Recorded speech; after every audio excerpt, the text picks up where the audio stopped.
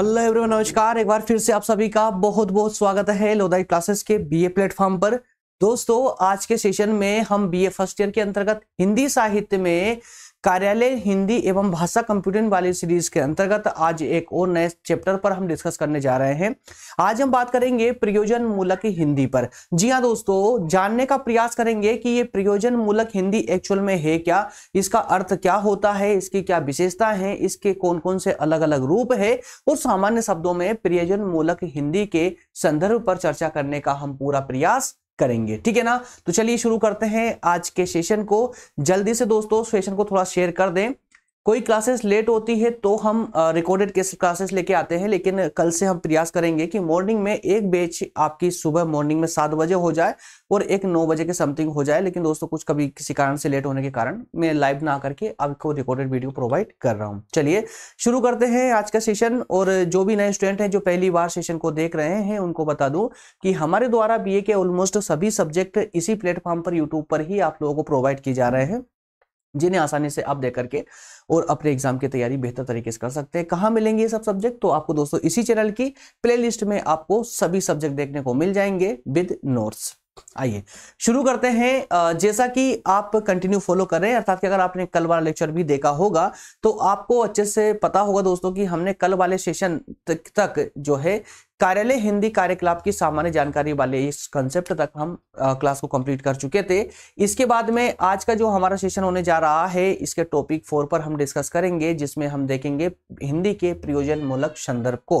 तो हालांकि ये जो कंसेप्ट है ना, प्रयोजन मूलक क्या होता है, ये क्या कॉन्सेप्ट होता है, हो सकता है कि ये थोड़ा बहुत डिफिकल्ट जाए आप लोगों को, लेकिन मैं पूरे यकीन से बोल रहा हूं दोस्तों कि सेशन के बाद में आपके लिए ना एकदम बच्चों वाला खेल हो जाएगा। ये प्रयोजन मूलक हिंदी संदर्भ एक्चुअल में है क्या, एकदम सामान्य सा कंसेप्ट है। बस एक बार अगर इसको समझ लिया लाइफ में कभी नहीं भूलोगे, ये मेरी गारंटी है ना। ये सारे जितने भी इसके रूप है, कार्यालय, साहित्यिक, वाणिज्यिक, वैज्ञानिक, तकनीकी, विधि, कानूनी, संचार वगैरह, ये टोटल रूपों को आप यहां मस्तिष्क में बस कुछ ही मिनटों में याद कर लोगे। कहीं से कभी तक आप भूल नहीं पाओगे। एग्जाम में आप सटीक रूप से उसकी कैसे विवरण देना है, किस प्रकार से लिखना है, ये भी मैं आपको बताते हुए चलूंगा। 5 भाई जो इसका टॉपिक होगा, राजभाषा की हिंदी संवैधानिक स्थिति क्या है ना, राजभाषा हिंदी की संवैधानिक स्थिति क्या है, या इसको या हिंदी को लेकर के कौन कौन से प्रावधान किए गए हैं, ये कल वाले सेशन में इस साथ में हम फर्स्ट यूनिट को कंप्लीट कर लेंगे। आइए शुरू करते हैं आज के टॉपिक से। तो आज के टॉपिक में अर्थात कि आज का हमारा लेक्चर मेथड क्या होगी, आज कंप्लीटली हमें क्या क्या देखने को मिलेगा, मतलब क्या क्या ये जो टॉपिक हम बात कर रहे हैं हिंदी का प्रयोजन मूलक संदर्भ, तो इस टॉपिक को हम विशेष रूप से 4 बिंदुओं के माध्यम से इसको डिस्कस करने वाले हैं, जिसमें सबसे पहले हम बात करेंगे कि प्रयोजन मूलक हिंदी होती क्या है, इसके सामान्य अर्थ को समझेंगे। उसके बाद में हम बात करेंगे विद्वानों के द्वारा दी गई परिभाषाओं पर, जो कि हमारे एग्जाम के लिए बहुत इंपॉर्टेंट होती है। इसके बाद हम बात करेंगे कि प्रयोजन मूलक हिंदी की विशेषताएं क्या क्या है, तो लगभग 4 या 5 विशेषताओं को हम इसमें भी देखने वाले हैं। उसके लास्ट में जो हमारा मेन टॉपिक है उस पर हम डिस्कस करेंगे प्रयोजन मूलक हिंदी के विभिन्न रूप या विभिन्न स्वरूप। क्लियर है? तो आइए शुरू करते हैं बिना किसी कंफ्यूजन के, बिना किसी लोड के शुरू करते हैं सेशन को। बिल्कुल लोड मत लीजिए कि हिंदी साहित्य समझ नहीं आता, सब समझ आएगा, सब कुछ समझ आएगा। आगे बढ़े उससे पहले दोस्तों ये क्वेश्चन पढ़ लीजिए अच्छे से, ताकि क्योंकि इन क्वेश्चनों के आंसर आपको इस टॉपिक में कंप्लीटली मिलने वाले हैं। पहला क्वेश्चन है, हिंदी के प्रयोजन मूलक संदर्भ पर प्रकाश डालते हुए प्रयोजन मूलक हिंदी से क्या आशय है, क्या समझते हैं, इसके विभिन्न रूप समझाइए। क्लियर है? इसके बाद में सेकंड टॉपिक है, सेकंड क्वेश्चन है, प्रयोजन मूलक हिंदी से आप क्या समझते हैं, स्पष्ट कीजिए एकदम आसान शब्दों में, सिंपल। तीसरा क्वेश्चन है, प्रयोजन मूलक हिंदी की विशेषताओं को स्पष्ट करते हुए हिंदी के विभिन्न रूपों के आधार पर प्रयोजन मूलक हिंदी के प्रयोग क्षेत्र पर प्रकाश डालिए। थोड़ा सा यहाँ पर एक कंफ्यूजन दोस्तों आप लोग साथ में ये हो जाती है कि आप जब भी क्वेश्चन पढ़ते हो ना तो उसका सटीक पॉइंट अपने आंसर में ढूंढने का प्रयास करते हो, और आप ये नहीं देखते हो जैसे एग्जामिनर इसी चीज का आपका फायदा उठा लेता है। एग्जामिनर क्या करता है कि थोड़ा सा शब्दों में परिवर्तन कर देगा, जबकि भाव वही रहता, पूछा वही गया है, शब्दों में थोड़ा सा परिवर्तन कर देने से क्या होता है, आप कंफ्यूज हो जाते हो। तो ये कंफ्यूजन को ही आपको अपने अंदर समाप्त करना है, और वो कैसे होगी, क्वेश्चन को पढ़िए, इसके शब्द पकड़िए और फिर टॉपिक को देखिए, टॉपिक में किस शब्द को क्या कहा जा रहा है ना। जब तक आप क्वेश्चन को अच्छे से एनालाइज नहीं करेंगे तब तक आपका आंसर अच्छे से एनालाइज हो ही नहीं सकता है, इसलिए पहले क्वेश्चन को अच्छे से एनालाइज करें। चलिए शुरू करते हैं। ये जो 4 बिंदु मैंने आपको बताया ना, इन चारों बिंदुओं के माध्यम से इन तीनों प्रश्न की जो भी डिमांड है वो फुलफिल हो जाती है। पहला टॉपिक है हमारा प्रयोजन मूलक हिंदी से आशय। क्या समझते हैं दोस्तों प्रयोजन मूलक हिंदी को? अगर हम सामान्य अर्थों में कहें तो एक ऐसी भाषा जिसका प्रयोग कई रूपों में किया जा रहा हो। अब आपके दिमाग में उठ रहा होगा कि यार भाषा तो भाषा होती है, इसका प्रयोग अलग अलग रूप में कैसे हो सकता है? बिल्कुल हो सकता है। कैसे हो सकता है यार सुनिए। मान लेते हैं कि कोई ऐसी भाषा है जिसे आप बोलचाल के रूप में प्रयोग कर रहे हैं, आज जो है आसपास के अपने माहौल में अपने बोलचाल के लिए, अपने भावों को स्पष्ट करने के लिए उसका प्रयोग करते हैं, व्यवहारिक रूप से प्रयोग करते हैं उसका। एक समाज में एक ऐसी भाषा है जिसका उस समाज में व्यवहारिक रूप से प्रयोग किया जाता है। लेकिन अगर मैं कहूं कि उसी भाषा में वैज्ञानिक तथ्यों को स्पष्ट करना है, या फिर उसी भाषा में हमें गणितीय रूप को दर्शाना है, या उसी भाषा में हमें साहित्य की रचना करना है, या उसी भाषा में हमें किसी अन्य साइंस या कोई भी अन्य क्षेत्र का वर्णन करना है, और आपकी जो वो भाषा है जो व्यवहारिक रूप से प्रयोग की जा रही है, अगर वो भाषा सक्षम नहीं है अन्य कार्यों के लिए, तो वो भाषा एक सामान्य सी भाषा बनकर रह जाएगी। और विश्व में ऐसी कई भाषाएं हैं जिनको सिर्फ और सिर्फ व्यवहारिक रूप से ही प्रयोग किया जा सकता है, इसके अलावा अन्य क्षेत्रों में उसका प्रयोग नहीं किया जाता। तो इसी तराजू पर रख करके हमें हिंदी को भी तोलना है। क्या हिंदी भी ऐसी भाषा है जिसका सिर्फ और सिर्फ व्यवहारिक रूप से ही प्रयोग किया जा रहा हो, या अन्य रूप में प्रयोग नहीं किया जा रहा हो दोस्तों? जिसका बहुत अच्छा उदाहरण है अभी वर्तमान में अभी करंट अफेयर है, अगर आपको पता नहीं हो तो कर लीजिएगा। भारत का पहला ऐसा मध्य प्रदेश एक ऐसा राज्य बना है जिसने मैनेजमेंट और इंजीनियरिंग को, माफ कीजिएगा, मैनेजमेंट इंजीनियरिंग और मेडिकल साइंस, इन दोनों को हिंदी में पढ़ाना प्रारंभ कर चुका है। तो मध्य प्रदेश एकमात्र भारत का एक पहला ऐसा राज्य है जिसने मेडिकल साइंस, मैनेजमेंट मतलब MBA और इंजीनियरिंग, इनको हिंदी में पढ़ाना प्रारंभ कर चुका है। ये प्रारंभ करने वाला भारत का पहला राज्य बन चुका है ये। कौन? मध्य प्रदेश, है ना।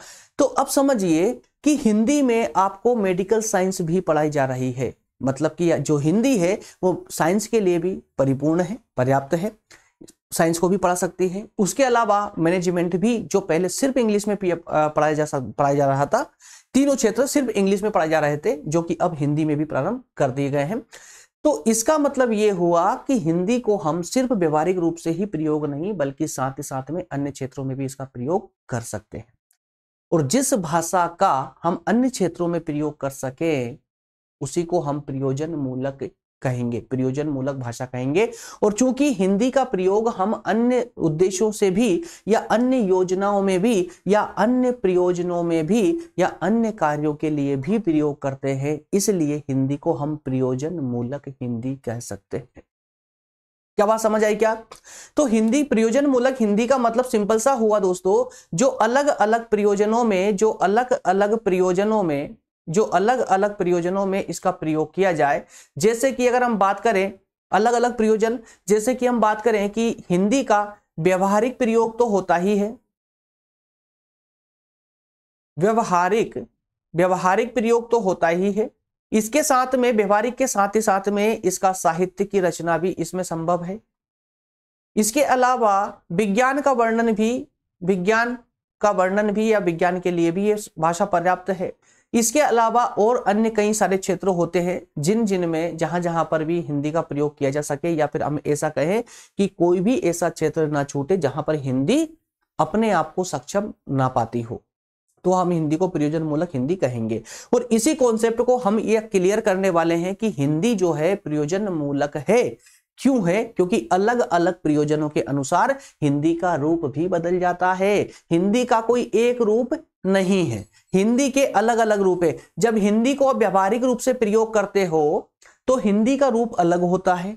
जब हिंदी को आप साहित्यिक रूप से प्रयोग करते हो तो हिंदी का रूप थोड़ा बदल जाता है। जब वैज्ञानिक प्रयोग में लाते हो तो हिंदी का रूप कुछ अलग आता है। उसी प्रकार से जब हिंदी को आप जो है आप विज्ञापन की भाषा मान लीजिए, विज्ञापन के लिए मान लीजिए, है ना, विज्ञापन के लिए प्रयोग करते हैं तो हिंदी का रूप कुछ अलग ही हो जाता है। उसी प्रकार से हिंदी का आप मान लेते हैं कि विधि के लिए, विधि या कानून के लिए, कानून की भाषा बनाना है तो उसकी भाषा अलग हो जाती है ना। तो इस प्रकार से हम कह सकते हैं कि हिंदी का कोई एक रूप नहीं है, हिंदी के कई रूप है और ये अलग अलग रूप ही हिंदी को उसका प्रयोजन मूलक रूप प्रदान करते हैं, मतलब हिंदी को प्रयोजन मूलक बनाते हैं। अब सिंपल शब्दों में एक लाइन में अगर मैं कहूं तो हिंदी को अलग अलग प्रयोजनों में प्रयोग किए जाने के कारण ही हिंदी को हम प्रयोजन मूलक हिंदी कहते हैं। उसकी व्याख्या कुछ इस प्रकार से लिखी होगी जिसे आप एग्जाम में प्रयोग कर सकते हैं कंटेंटों का। मैं थोड़ा सा पहले इरेज कर देता हूं बोर्ड को, ठीक है। ये शब्दों के माध्यम से आप इन शब्दों का सहारा लेकर के आप एग्जाम में इनको एक्सप्लेन इस प्रकार से कर सकते हैं, कोई प्रॉब्लम नहीं है। एक बार पढ़ के बता देता हूं मैं आप लोगों को। देखिए, प्रयोजन मूलक शब्द अंग्रेजी के फंक्शनल शब्द से लिया गया है या उसका हिंदी रूपांतरण है। इसका मतलब होता है विशेष प्रयोजन के लिए, ध्यान दीजिएगा, विशेष प्रयोजन के लिए जिसका उपयोग किया जाए, विशेष प्रयोजन के लिए।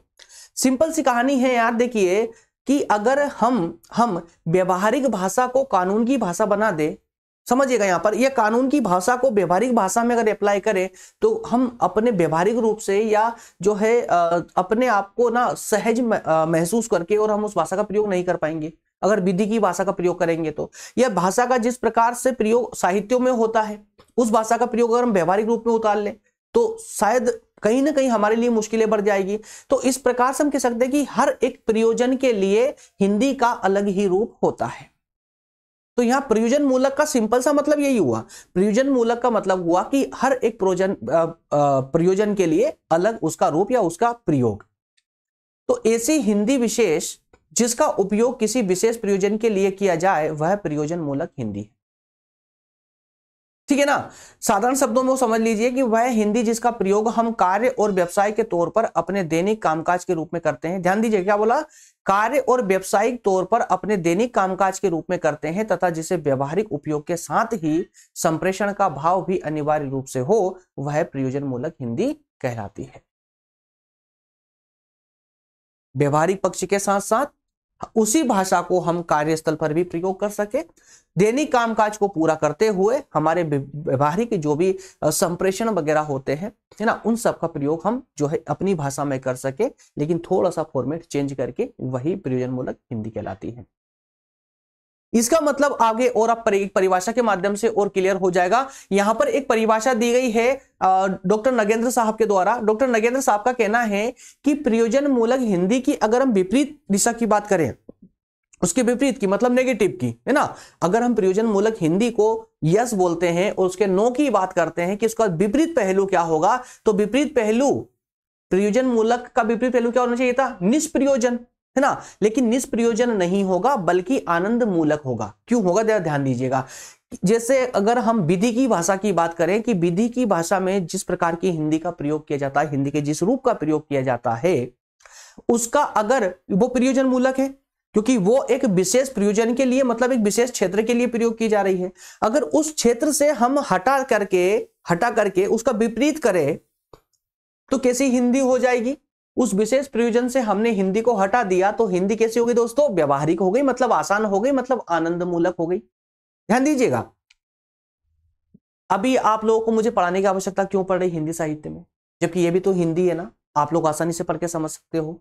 क्यों पढ़ने की आवश्यकता पड़ रही है, क्योंकि जो ये भाषा है ये साहित्यिक भाषा है और इस साहित्यिक भाषा को मैं डिकोड करके आप तक पहुंचा रहा हूं व्यवहारिक भाषा में।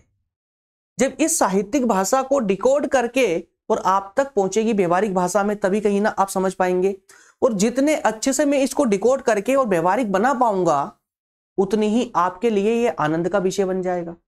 समझ पा रहे हैं ना।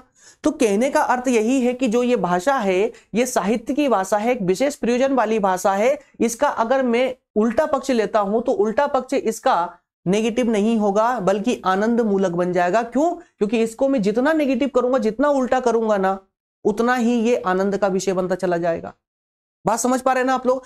तो क्यों, क्योंकि देखिए आनंद जो होता है ना ये व्यक्ति सापेक्ष होता है, व्यक्ति सापेक्ष होता है मतलब व्यक्ति से डायरेक्ट रिलेटेड होता है, जबकि प्रयोजन किससे होता है, समाज से रिलेटेड होता है, समाज सापेक्ष होता है। क्या बात समझ आई। तो ये नागेंद्र साहब ने जो परिभाषा दी है बहुत एंटीक परिभाषा है। थोड़े देखिए परिभाषा एक या दो लाइन की होती है, उनके अर्थ में जितना डूबोगे ना डूबते चले जाओगे। ये बिल्कुल सच बोल रहा हूं मैं। एक परिभाषा के माध्यम से अगर आप उस परिभाषा के एक एक शब्द को डिकोड करना चालू करोगे ना, तो आप पूरा टॉपिक समझ जाओगे कि परिभाषा में इतनी गहराई होती परिभाषा। परिभाषा ऐसे नहीं दे दी जाती कि बस जो मन में आया बोल दिया उठाकर छप गया, ऐसा नहीं है। इस परिभाषा के भी मूल को समझेंगे ना आप, इसके अर्थ को समझेंगे ना, बहुत गहराई में चला जाएगा इसका अर्थ भी। समझ पा रहे हैं आप लोग? चलिए आगे बढ़ते हैं। अब इसके थर्ड पॉइंट पर हम डिस्कस करेंगे, जो कि है इसकी विशेषता, प्रयोजन मूलक हिंदी की प्रमुख विशेषताएं। क्या क्या विशेषता है जरा देखते हैं हम, कि कुछ विशेषताओं पर बात करेंगे। सबसे पहली इसकी विशेषता है अनुप्रयुक्तता। अनुप्रयुक्तता। दूसरी विशेषता है वैज्ञानिकता। तीसरी है इसमें सामाजिकता, और चौथी है इसके अंतर्गत भाषिक। तो ये 4 विशेषताएं हैं जो आपको याद रखनी है प्रयोजन मूलक हिंदी की। और यकीन मानिए दोस्तों, अगर ये वाला कॉन्सेप्ट आपने बेहतर तरीके से समझ लिया ना, तो आप कभी भी हिंदी को कमजोर भाषा नहीं मानोगे। आपकी आंखों पे जो बढ़ता पड़ा हुआ है ना कि हिंदी बहुत कमजोर है ना, भूल जाओगे आप लोग, क्योंकि हिंदी विश्व की तीसरी भाषाओं में अपना तीसरा स्थान बनाए हुए बैठी है हिंदी, याद रखिएगा, है ना, छोटी मोटी भाषा नहीं है। इसकी जो विशेषताएं हैं, तो विशेषताओं के अंतर्गत हम बात कर सकते हैं। एक अनुप्रयुक्तता विशेषता, इसकी वैज्ञानिकता है, सामाजिकता और भाषिक विशेषता। चलिए अंदर चल के इसको एक एक करके डिकोड करता हूं, मैं एक एक करके समझाने का प्रयास करता हूं। बस देखिए, रटना जैसा कुछ नहीं होता है किसी भी सब्जेक्ट में। मैं नहीं बोलता हूं कि आप कुछ भी रटिए, और आपको नोट करने की भी आवश्यकता नहीं पड़ने दे रहा हूं मैं। क्यों? क्योंकि जितना आप लोग अपनी नोटबुक में लिखते हो ना, उतना बेहतर कंटेंट मेरे रिसर्चर के द्वारा, क्योंकि जब मैं कंटेंट लेकर आता हूं आप लोगों के लिए, कम से कम एक स्लाइड तैयार करने पर, मतलब एक पीपीटी तैयार, एक प्रेजेंटेशन फाइल तैयार करने पर मैं कम से 4 से 5 घंटे इस पर देता हूं। वो 4 से 5 घंटे डिजाइनिंग में नहीं, इस कंटेंट को सिलेक्ट करने में, ताकि आप लोगों तक बेहतर से बेहतर कंटेंट पहुंच पाए। और जिस कंटेंट को, अगर जैसे एग्जांपल लीजिए अनुप्रयुक्तता, ये मैंने कंटेंट दिया है कुछ महज कुछ लगभग 7-8 लाइन का कुछ कंटेंट होगा, है ना, बड़े शब्दों में है इसलिए ज्यादा लाइनें घेरे हुए हैं, कंटेंट बहुत कम है, छोटा सा कंटेंट है। अगर इसको पढ़कर के आपने इसको व्यवहारिक रूप से उतार लिया ना, तो मैं गारंटी देता हूं कि आप अनुप्रयुक्तता पर 10 पेज लिख सकते हो। कितने? 10 पेज, अगर व्यवहारिक रूप से समझ लिया तो। ये कंटेंट ऐसा है, इसकी हर एक लाइन में, हर एक लाइन का हर शब्द की पॉइंट बन जाता है, अपने आप कीवर्ड बन जाता है। कीवर्ड किसको बोलते हैं? एक ऐसा वर्ड जो आपको दूसरे वर्ड के साथ में रिलेट करने का प्रयास करता है।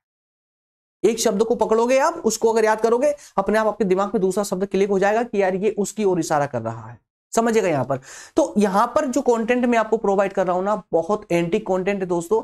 एक बार बस इसको ना एग्जाम तक संभाल के रखिएगा। अभी आप व्यावहारिक रूप से समझ रहे हैं, उसके बाद में एग्जाम के टाइम पे बस एक बार आपको रिवीजन लगाना है एग्जाम में जाने से पहले।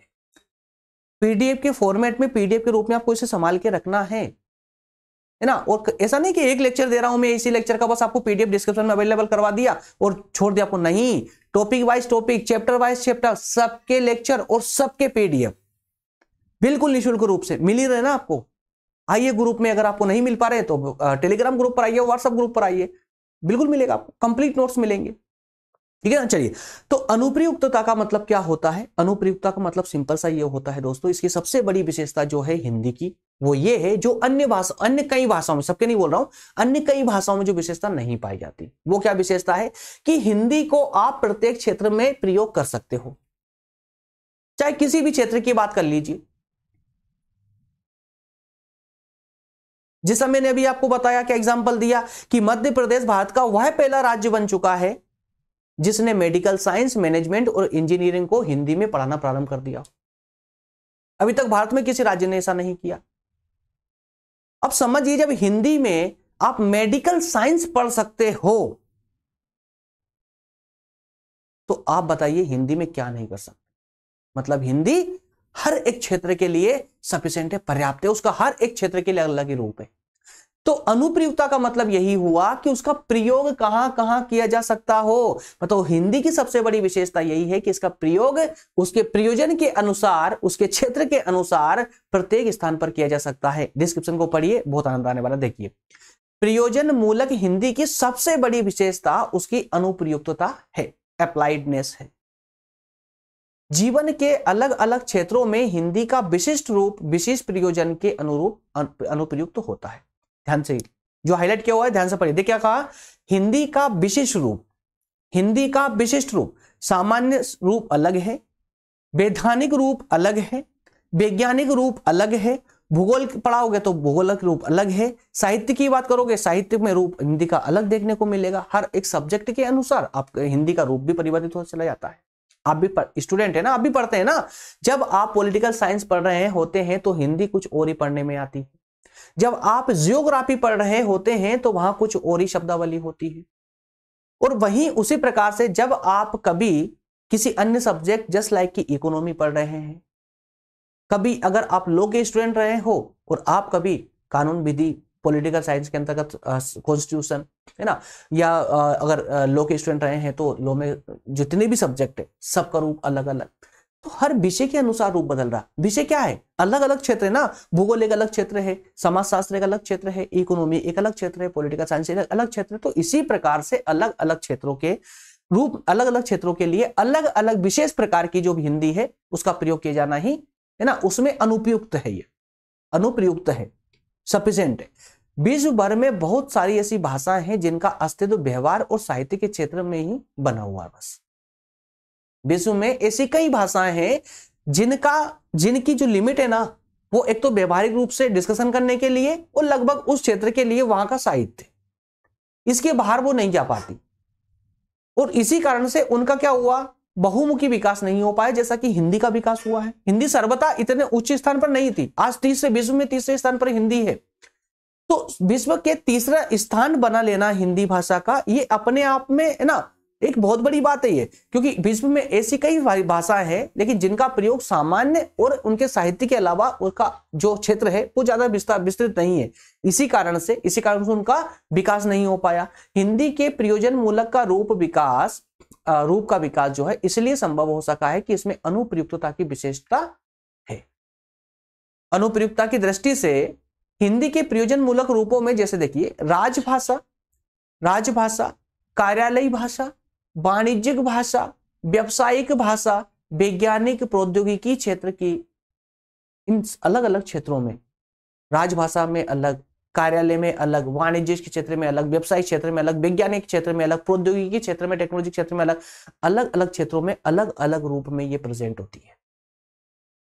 इसी कारण से इसकी सबसे बड़ी विशेषता अनुप्रयुक्तता बन जाती है। आई होप कि अब पूरा मैटर समझ गए होंगे। वैज्ञानिकता की बात करें तो ये वैज्ञानिकता के बिल्कुल नजदीक है। जिस भाषा में आपको साइंस पढ़ाया जा सकता हो तो बताइए क्या वो भाषा वैज्ञानिक भाषा नहीं होगी, है ना। तो विज्ञान की भाषा और शब्दावली के अनुसार ही प्रयोजन मूलक हिंदी की भाषा और शब्दावली में देखिए जिस प्रकार से साइंस जो मांगता है ना, क्या मांगता साइंस, अरे साइंस क्लेरिफिकेशन मांगता है, स्पष्टता मांगता है, हिंदी में है। साइंस तटस्थता मांगता है, मतलब कि अपने भावों को उसमें शामिल नहीं होना चाहिए, हिंदी देता है वो भी। विषय की निष्ठता मांगता है, तर्क संगतता मांगता, तर्क मांगता है ना, हिंदी देता है। इसीलिए तो कह सकते हैं कि हिंदी विज्ञान के सर्वाधिक नजदीक है, कार्य कारण के भाव हिंदी में विद्वान है। ठीक है, तो अतः स्पष्ट है कि प्रयोजन मूलक हिंदी अपनी प्रवृत्ति, भाषिक संरचना और विषय विश्लेषण आदि सभी स्तरों पर वैज्ञानिकता से युक्त है। तो इसकी ये एक अन्य विशेषता है हिंदी की, जो कि होना भी चाहिए थी और इसीलिए तो विकास कर पा रही हिंदी भी। सामाजिकता की तो बात ही मत कीजिए, वो तो आप लोग समझते हैं, बेहतर तरीके से समझते हैं, मुझसे ज्यादा समझते हैं आप लोग, है ना, कि हिंदी का प्रयोग समाज में किस प्रकार से किया जा रहा है, समाज के लिए कितनी आवश्यक है। आज आधे से ज्यादा भारत को इस हिंदी ने एक सूत्र में बांधा हुआ है, समझ पा रहे हैं आप लोग, है ना।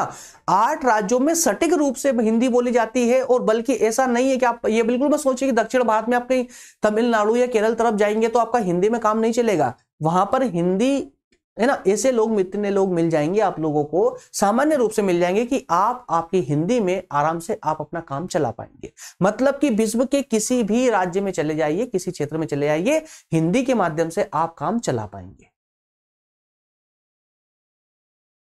ठीक है, तो ये जो देखना पड़ रहा पूरे भारत में जो विस्तार आप हिंदी का देख रहे हैं, ये साबित करता है कि सामाजिक स्तर पर कितनी शक्तिशाली है, कितनी प्रभावी है हिंदी भाषा, है ना। बाकी कंटेंट आप लोग पढ़ लीजिए, मैं सामान्य रूप से आपको समझाते हुए चल रहा हूं। ठीक है, भाषिक विशेषता की अगर हम बात करें, भाषिक विशिष्टता की, तो इसमें भाषा की एक अन्य विशेषता है जो कि अन्य भाषाओं में देखने को भी नहीं मिलती है। आइए समझाता हूं मैं।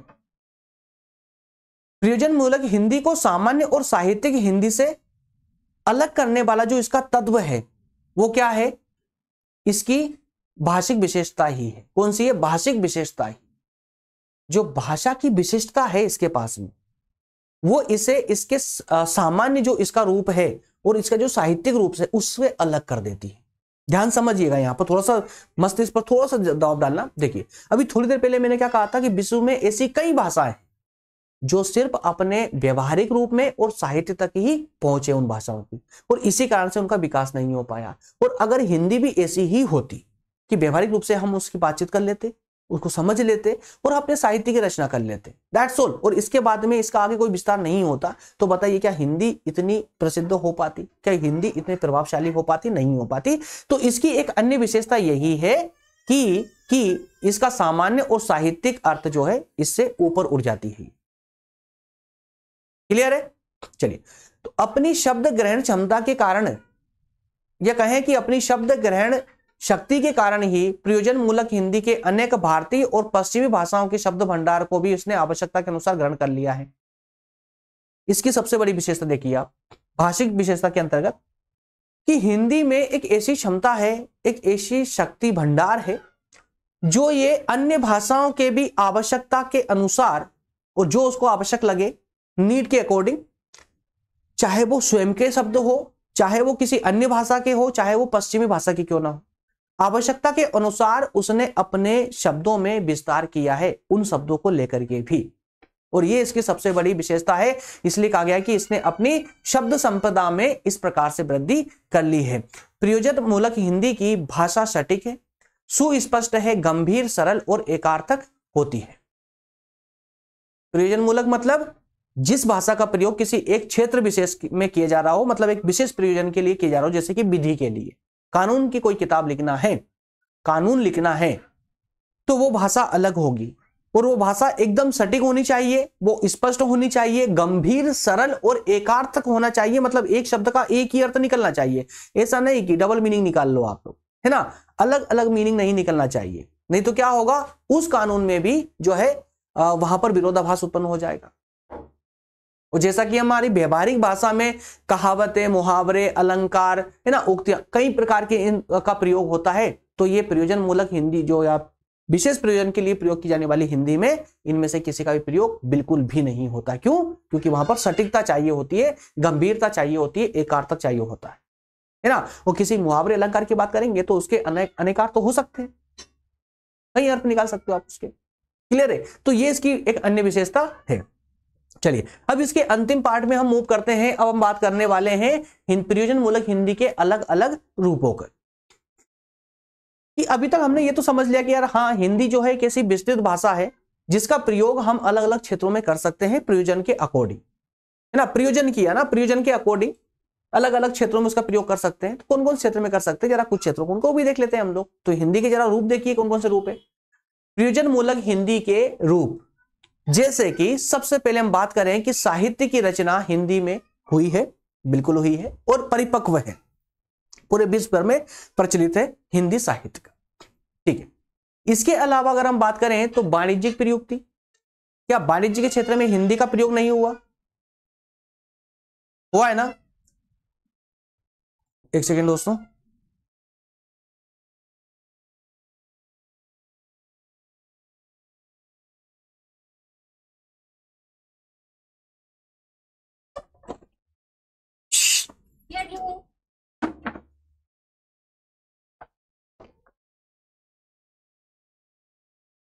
सॉरी फ्रेंड्स,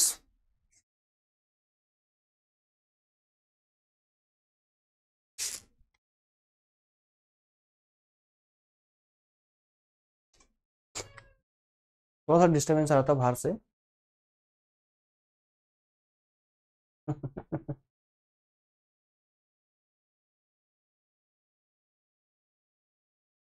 ओके, चलिए कंटिन्यू करते हैं। मुश्किल से 10 मिनट का और सेशन बचा हुआ है। देखिए, तो हिंदी के अलग अलग रूपों की हम बात कर रहे थे। तो हिंदी के अलग अलग रूपों में कहां कहां इसका प्रयोग किया जाता है, अब ध्यान से समझिएगा इसको। जब हम साहित्य की रचना करते हैं हिंदी में, तो उसकी भाषा शैली कुछ अलग ही होती है, जहां पर मुहावरे, लोकोक्तियां सबका प्रयोग किया जा सकता है, समझिएगा यहां पर।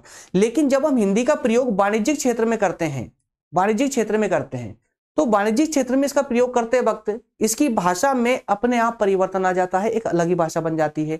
उसी प्रकार से जब हम प्रयोग इसका कार्यालय के क्षेत्र में करते हैं, कार्यालय में करते हैं, तो इसकी भाषा कुछ अलग ही होती है। उसी प्रकार जब जनसंचार की हम बात करते हैं, या फिर हम कानूनी भाषा की बात करते हैं, या फिर हम वैज्ञानिक भाषा की बात करते हैं, तो इन सभी ये हिंदी के अलग अलग रूप है, और ये तो लिमिटेड रूप है, इसके अलावा कई रूप है।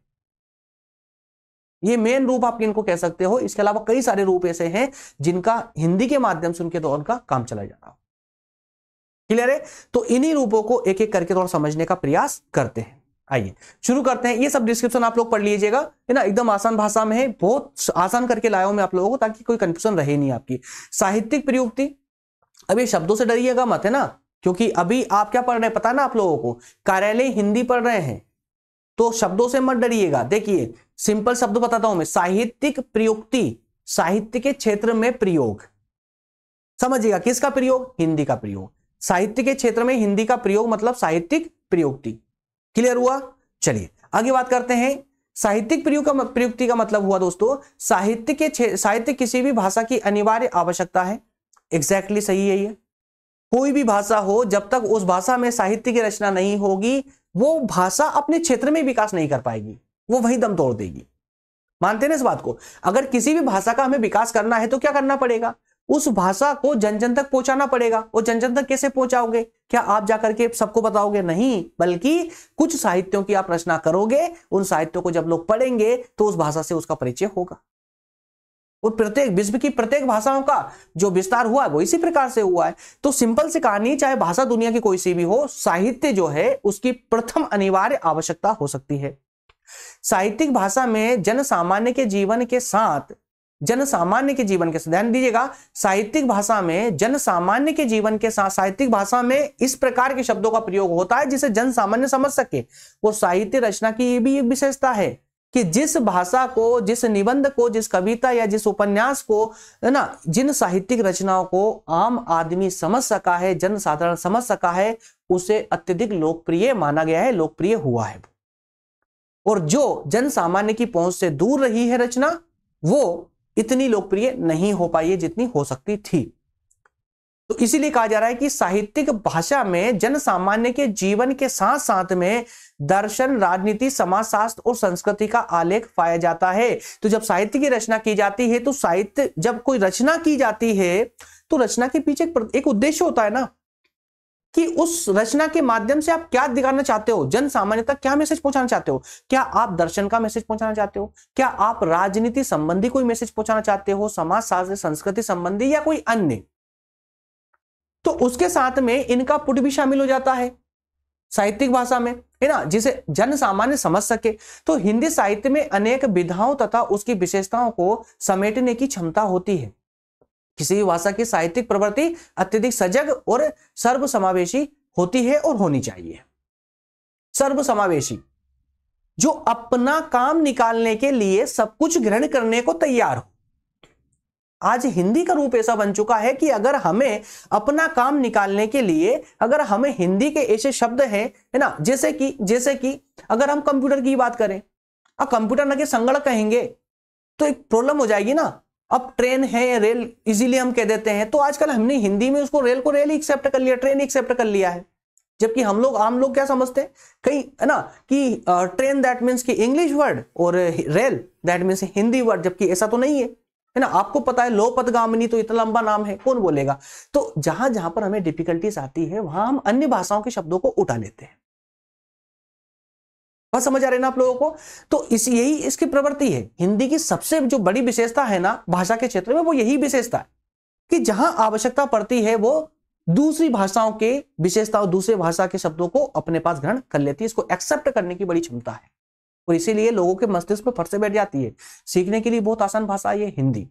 चलिए अगली जो प्रयुक्ति है, प्रयुक्ति मतलब प्रयोग, शब्दों में मत जाइएगा ना। वाणिज्यिक प्रयुक्ति मतलब वाणिज्य के क्षेत्र में प्रयोग, किसका? हिंदी का। अब जरा देखिए कैसे होता है। औद्योगिक क्रांति के बाद की अगर हम बात करें, जब औद्योगिक क्रांति आई थी, पहले सबसे पहले औद्योगिक क्रांति कहां मानी जाती है दोस्तों? यूरोप में, ठीक है ना। और जिसके कारण भारत की हालत बहुत ज्यादा खराब हुई थी, ठीक है। यूरोप में आई औद्योगिक क्रांति के कारण भारत की हालत बहुत ज्यादा खराब हो चुकी थी। तो इस क्रांति के बाद इसका महत्व मात्र राष्ट्रीय नहीं रहा। किसका? वाणिज्यिक प्रयुक्ति का, हिंदी का प्रयोग वाणिज्य के क्षेत्र में प्रयोग करने का, है ना, सिर्फ इसका राष्ट्रीय महत्व नहीं रहा, अंतरराष्ट्रीय बनने लगा, बहु आगामी बनने लगा, मतलब कि ये दूर दूर तक फैलने लगा। इसके अंतर्गत और ध्यान रखिए, ये औद्योगिक क्रांति हम किसकी बात कर रहे हैं? ये भारत की औद्योगिक क्रांति की बात कर रहे हैं। पहली बार यूरोप से औद्योगिक क्रांति मानी जाती है, लेकिन भारत में जब से औद्योगिक क्रांति आई है तब से हिंदी का प्रयोग सिर्फ राष्ट्र के अंदर न रह करके अंतरराष्ट्रीय बन चुका है, क्योंकि अब हमारा माल अंतरराष्ट्रीय में निर्यात भी होता है। तो इसके अंतर्गत व्यापार, वाणिज्य, व्यवसाय, परिवहन, बीमा, बैंकिंग, निर्यात, आयात, सभी क्षेत्रों में तो हम प्रयोग करते हैं हिंदी का, है ना। और जहां नहीं करते ना वहां करना भी चाहिए। हिंदी का प्रयोग संभवतः होना चाहिए। इन क्षेत्रों में प्रयुक्त भाषा साहित्यिक भाषा से भिन्न होती है। ध्यान दीजिएगा, जो अलग क्षेत्र है, जैसे कि वाणिज्यिक क्षेत्र है, तो इस वाणिज्यिक क्षेत्र में जिस प्रकार की हिंदी का प्रयोग होता है वो सामान्य हिंदी का प्रयोग नहीं, मतलब सामान्य हिंदी की तरह नहीं होती, उससे थोड़ी सी एडवांस लेवल की होती है, थोड़ी अलग होती है। जैसे सोने में उछाल, अब ध्यान दीजिए शब्दावली देखिए आप, सोने में उछाल, चांदी मंदा, सोने में उछालो चांदी मंदा, ये एक शब्द ना, सोने में उछाल है, ठीक है, सोने में उछाल है, चांदी मंदा। तेल की ऊंची, है ना, तेल की धार ऊंची, तेल में वृद्धि, तेल की धार ऊंची। तो ये कुछ शब्दावलियां अपने अपने क्षेत्र के अनुसार अलग अलग शब्दावलियां होती है, एग्जाम्पल के लिए थी ये। तो हिंदी भाषा की वाणिज्यिक प्रयुक्ति का क्षेत्र काफी विस्तृत और लोकप्रिय है। हिंदी भाषा की वाणिज्यिक प्रयुक्ति का क्षेत्र काफी विस्तृत और लोकप्रिय है। क्लियर है? तो हिंदी भाषा का प्रयोग जब हम साहित्यिक क्षेत्र में करते हैं या वाणिज्यिक क्षेत्र में करते हैं तो अलग अलग क्षेत्रों में इनका प्रयोग होता है। और उसी प्रकार से अगर हम बात करें कार्यालय के क्षेत्र में, तो कार्यालय की हिंदी अलग ही होती है। अगर आपने कभी भी ऑफिशियल वर्क करा होगा तो संभवतः आप इस भाषा से भी परिचित होंगे। जो ऑफिशियल हिंदी होती है उसका रूप थोड़ा अलग होता है व्यवहारिक भाषा से। हिंदी भाषा की सर्वोपयोगी प्रयुक्ति की अगर हम बात करें तो वो कार्यालय प्रयुक्ति है। कार्यालय प्रयुक्ति है क्योंकि इसी कार्यालय प्रयुक्ति के अलग अलग रूप निकले, या इसी कार्यालय प्रयुक्ति से ही अलग अलग क्षेत्रों तक हिंदी भाषा की पहचान बन पाई है। सामान्य, देखिए कुछ भी भाषा होती है सामान्य से, सबसे पहले सामान्य भाषा, सामान्य भाषा से इसका रूप आगे बढ़ता है तो ये जाती है साहित्यिक भाषा की ओर। साहित्यिक भाषा साहित्य की भाषा बनती है। साहित्य की भाषा बनने के बाद में जो भाषा अपने कार्यालय कार्यकलाप तक आ पाती है, कार्यालय कार्यकलाप तक आ पाती है, कार्यालय तक जो भाषा आ जाती है, कार्यालय लिखा ना, कार्यालय तक जो भाषा आ जाती है, उसके विकास का, उसके विस्तार का जो रूप है ना, वो उसके लिए कई मार्ग खुल जाते हैं, कई मार्ग खुल जाते हैं। क्योंकि जिस भाषा का प्रयोग हम कार्यालय कामकाज में कर सकते हैं उस भाषा का प्रयोग अपने आप अन्य क्षेत्रों की ओर भी मुड़ जाता है। जैसे देखिए, जिसका सरकारी, अर्ध सरकारी और गैर सरकारी कार्यालयों में कामकाज के रूप में इसका प्रयोग होता है। प्रशासनिक भाषा और बोलचाल की भाषा में पर्याप्त अंतर पाया जाता है, मैं आपको बता चुका हूं। कार्यालय भाषा की अपनी विशिष्ट शब्दावली, पद रचना आदि होते हैं, और जैसा कि सिर्फ कार्यालय भाषा के नहीं बल्कि प्रत्येक क्षेत्र की भाषा के अपने, है ना, अपनी शब्दावली होती है, अपनी पद रचना होती है, हर एक के लिए अपने अपने शब्द होते हैं। कार्यालय हिंदी का कामकाज के रूप में जस्ट लाइक कि मसौदा तैयार करना, मसौदा लेखन, है ना, टिप्पणी लेखन, पत्राचार, संक्षेपण, प्रतिवेदन, अनुवाद, तो ये किसकी भाषा है, ये किसके शब्द हैं? ये क्या इन शब्दों का प्रयोग हम अपनी आम बोलचाल की भाषा में करते हैं? क्या इन शब्दों का प्रयोग हम साहित्यिक भाषा में देखते हैं? क्या इन शब्दों का प्रयोग हम जो है वैधानिक भाषा, जिसे हम कानून की भाषा बोलते हैं, उसमें नहीं देख? तो हर एक क्षेत्र की अलग अलग भाषा की अपनी अपनी शब्दावलियां होती है, और यही विशिष्टता तो है हिंदी की। और ये सब शब्दावलियों का निर्माण कहां से हुआ है? कार्यालय ऑफिशियल वर्क से हुआ, या कहें कि ऑफिशियल यूज से हुआ है। हिंदी के ऑफिशियल, है ना, या कहीं कार्यालय प्रयोग के हिंदी के माध्यम से जो है ये अलग अलग प्रकार के शब्दों पर निकल के सामने आए, जिससे हिंदी और ज्यादा परिपक्व हो चुकी है। ठीक है,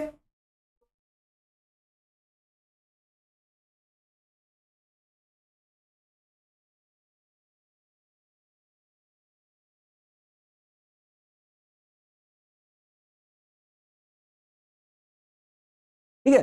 तो अब नेक्स्ट जो हमारा क्षेत्र है वो क्या है दोस्तों? विज्ञापन एवं जनसंचार। विज्ञापन एवं जनसंचार, तो अब ये 3 बिंदु समझने के बाद में अब आपका मस्तिष्क में अब इतना तो विस्तार हो चुका होगा, अब इतना तो आपको समझ आ चुका होगा कि यार एक्चुअल में हम है ना समझना क्या चाहते हैं कि हिंदी के प्रयोग को अलग अलग क्षेत्रों में। तो जब हम कार्यालय प्रयुक्त की बात करते हैं तो विज्ञापन के क्षेत्र में हिंदी का प्रयोग होता है, एग्जैक्टली होता है, और उसी प्रभाव के साथ में होता है जैसे अन्य क्षेत्रों में होता है। तो हिंदी विज्ञापन और जनसंचार की भाषा के रूप में तेजी से है ना उभर कर सामने आई है। आज विज्ञापन को ले लीजिए या ना आप किसी भी संचार के माध्यम को ले लीजिए, हिंदी का भरपूर प्रयोग किया जा रहा है।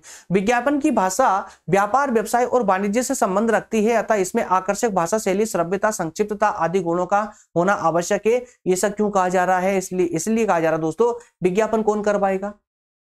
विज्ञापन किसके नजदीक है? अरे भाई व्यापार वाणिज्य के नजदीक है।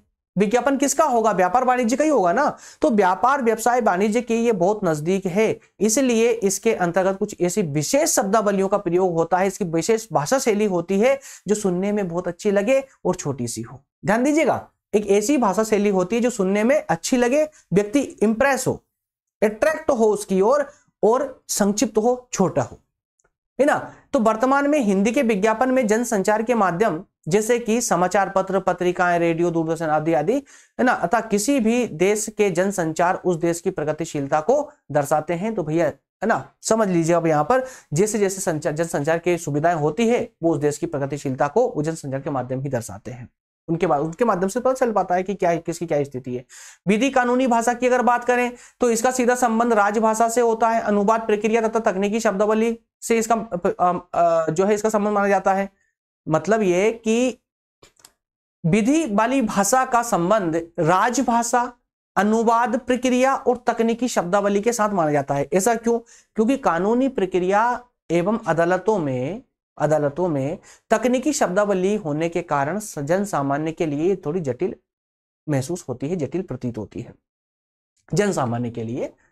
इसी को देखते हुए विधि एवं कानून के क्षेत्र में संस्कृत, हिंदी और अन्य भारतीय भाषाओं के साथ अंग्रेजी के प्रचलित शब्दों को ग्रहण किया गया, और इस प्रकार कानून एवं विधि की भाषा में प्रयोग होने वाले तकनीकी शब्दावली लंबे संयुक्त वाक्य रचना को सुचारू और सरल रूप प्रदान करने का प्रयास भी किया गया है, जो कि हिंदी के बिना संभव नहीं था। इसी प्रकार से वैज्ञानिक और तकनीकी भाषा की बात करें तो वैज्ञानिक और तकनीकी हिंदी से तात्पर्य हिंदी का वह रूप जो विज्ञान और तकनीकी शब्दावली से संबंध रखता हो।